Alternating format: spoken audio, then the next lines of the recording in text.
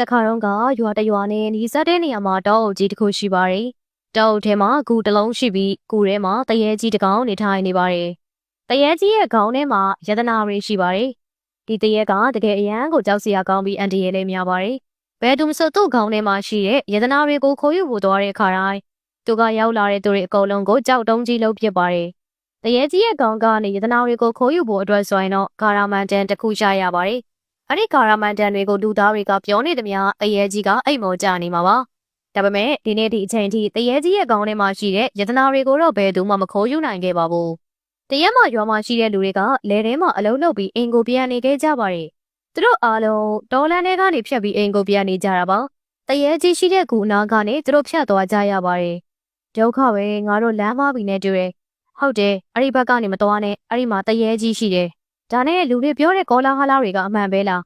တရေကြီးရဲ့ခေါင်းထဲမှာယတနာတွေရှိတယ်ဆိုဟုတ်တယ်လူတွေကတော့ပြောကြတာပဲ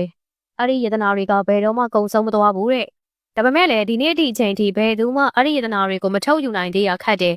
ဒီနေ့အထိသူ့စီကနေယတနာတွေကိုယူဖို့သွားတဲ့သူတွေဘယ်တော့မှပြန်မလာခဲ့ကြတော့ဘူးဒီအချိန်မှာဂူရဲကနေအတန်ပလန်တွေကိုကြားခဲ့ရပါတယ်